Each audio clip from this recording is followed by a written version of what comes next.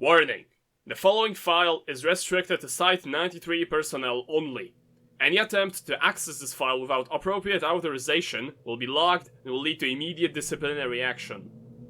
As part of the unique circumstances regarding SCP-7776's effects, Site-93 acts as a largely independent facility with minimal oversight and contact with the Greater Foundation. Communication with the outside is only to be performed by rotating a roster of 3 designated personnel, following the sanitization directives found in the attached documentation titled Obscuring Communication. Personnel are prohibited from unregulated recording of images or videos by any means. Permission may be granted for personal photography of special occasions. In order to ensure privacy, Site-93's property has been fitted with several monitored, but automated, anti-air systems as well as 3 strategically placed sniper outposts. Personnel not assigned to Site-93 are not permitted within a 10-kilometer radius during travel. Foundation documentation regarding Site-93 is to describe the site in broad terms, specifying that it contains a cognito-hazardous object, as well as a general summary of the above communication restrictions. It is also required to broadly describe the above situation regarding anti-air systems and snipers. Knowledge of SCP-776 must be limited to a maximum of 200 individuals at any given time. Should individuals outside Site-93 learn of SCP-776, they are to be apprehended, terminated, and an investigation into how they learned of it is to be launched. Site-93 is constructed surrounding and integrated into the local village in which SCP-776 is located within. This village operates autonomously, but in partnership with the Foundation in the containment of SCP-776, observing similar precautions in regards to communication monitoring and maintaining an insular community. 4 agricultural zones are maintained in a previously uninhabited location 18 kilometers away from Site-93 to contribute to the diets of the village's inhabitants, as part of a comfort and normalcy effort. The use of anomalous technology, and in certain cases, other contained objects known to personnel stationed at Site-93, is permitted in the containment of SCP-776 in lieu of full Foundation support. As such, a dedicated containment facility is maintained on site. Here, anomalies temporarily reassigned to Site-93, or potential sub-anomalies manifested by SCP-776 and those irreversibly affected by related ritual activity, may be contained. In addition, an archive containing records of SCP-776 and the local region previously discovered outside of the area. While the chances of discovery of any more documentation outside of Site-93 is extraordinarily low, if any is discovered, it is to be contained here for reference and study. A total of 8 Scontron reality anchors have been placed in the middle perimeter wall surrounding Site-93. See attached materials regarding protocol in the case where the anomaly requires the use of anomalous elements. Extant residents of the village have been released and provided training by the Foundation to aid in the containment of SCP-776. Extant residents of the village have been released and provided training by the Foundation to aid in the containment of SCP-776. A number of these individuals have been granted Level 2 clearance exclusively in regards to SCP-776, and are to assist in instructing and aiding Site-93 staff in the containment of that specific anomaly. Of note is that the people of the village and current site personnel have jointly agreed to the prohibition of further children being born into the population. In the event that an unsigned Foundation member is detected approaching Site-93, they are to be detained regardless of ranking and interrogated to determine the extent of their knowledge concerning SCP-776. Should they be determined to have fallen under SCP-776's effects, they are to be integrated into Site-93 staff until further review. Individuals of a Level 4 clearance or higher, regardless of status or standing in the Foundation, affected by SCP-776 are to be terminated. All staff and affected individuals are to convene in the local town hall at 9 AM daily, in order to allow for the reception of the day's ritual dictation. Each ritual must be described in accurate detail before witnesses and recorded for posterity within the on-site network. Should it be determined that the received ritual is not excessively harmful or traumatic, the receiver of the vision may be allowed to undertake the ritual within the next 24 hours if they choose to do so. Should no ritual be undertaken within a period of 19 days, the next ritual must be undertaken as per decree of the on-site ethics committee and directors. Failure to complete the critical date ritual is to be severely punished. and incentivizing programs are to be instituted to encourage ritual activity. Staff assigned to Site-93 and the people of the local village must remain on site until death, with escapees to be apprehended or terminated. As such, Site-93 has been outfitted with various recreational activities, therapeutic, amnestic, and physical therapy suites. A wing of Site-93 is to be maintained for the purpose of providing counseling, palliative care, and medical attention to staff following ritual procedures.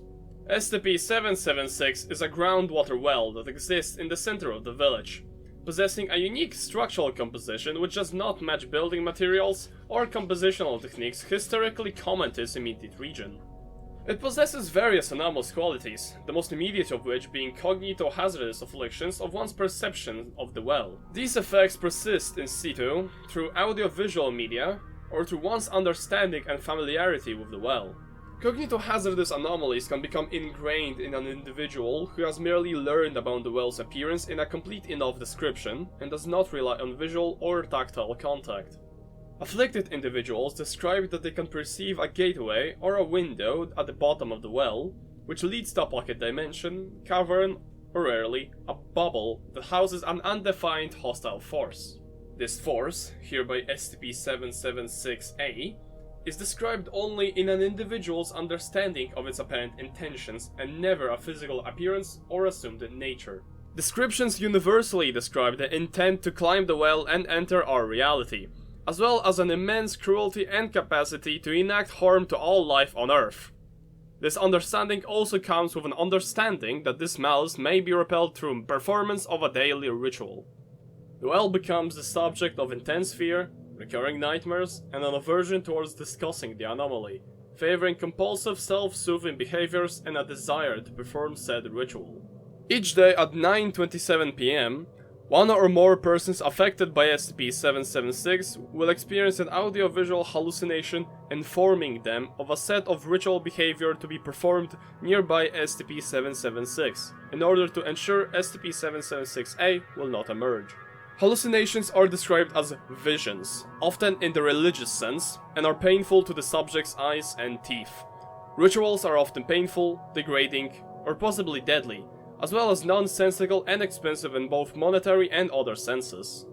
Amnestics may remove an individual's affliction by the fear of SCP-776-A, but will not remove the occurrence of these visions. Often visions will reinstate SCP-776's effects through the mental image of the well imposing itself on the subject. Ritual visions are never identical, though certain trends and themes recur fairly often. Each ritual has incorporated a specific chant into its procedure, referred to here as the standard ritual chant. The chant is not in any known dialect or language, and any meaning it may carry is unknown. Personnel are not spontaneously capable of reciting said chant, but instead feel as if they must keep it to the best of their ability. After experiencing a vision, afflicted subjects experience a powerful urge to carry out the ritual in order to prevent the ingress of SCP-776-A into a reality. This urge will gradually fade if actions are not performed within a 24-hour period. Those subjects will usually experience additional, infrequent visions in following days. The process or criteria determining which individual or individuals will experience these visions is not known, and is believed to be random. Additional visions will depict increasingly complex and invasive rituals, leading to the mental degradation of subjects through heavy stress. SCP-776's secondary effects on local reality will also become increasingly pronounced. As such, it is imperative that rituals be carried out as soon as is deemed safe or acceptable, in order to minimize complications. Rituals seem to develop according to the number of subjects who share the corresponding visions, as well as the resources available. Complexity and cost scale drastically with group size, and will often introduce elements that call upon great personal or professional cost to specific individuals. This may include emotional tolls, monetary transactions, political influence, and in certain cases, the use of other anomalous items within the reach of the Foundation in order to complete. The scale of a ritual may also demand additional persons being brought in, whenever for inclusion in the performance, or rarely, as a captive audience.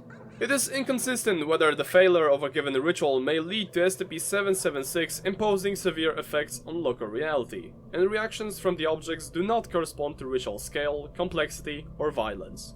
Failures universally expand SCP-776's influence, however, and must be avoided.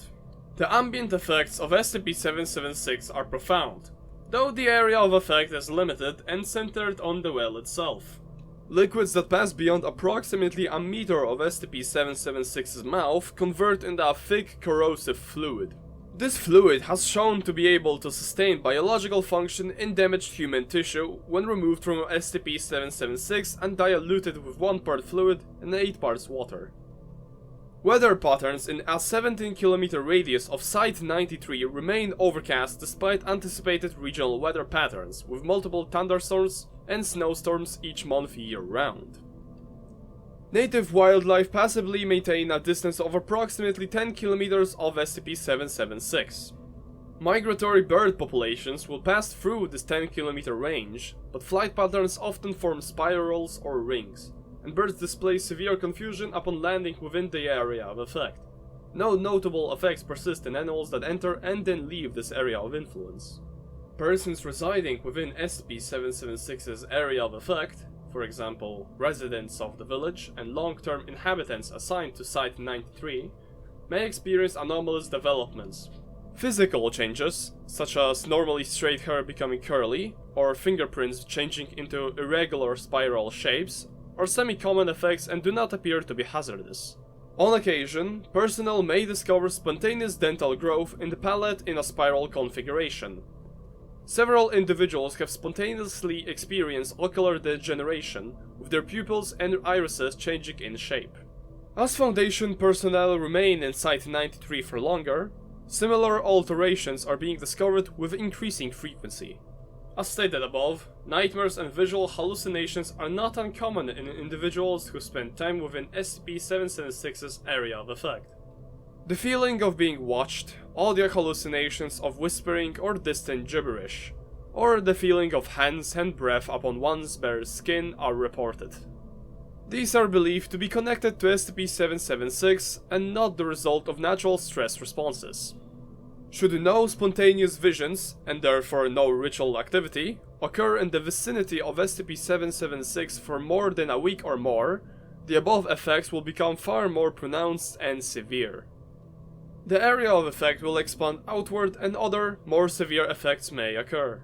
This includes unstable or randomly shifting topography, precipitation composed of viscera, mental fog, mass hysteria, or more. On several occasions, SCP-776 flooded, with volumes of corrosive fluids and fragmentary fresh human remains ejected from the mouth of the well. During these occasions, humanoid figures composed of mud appeared in the immediate radius of the well, and an extreme increase in the apparent population of aggressive Ratus norvegicus, or common brown rat, appeared within and Site-93.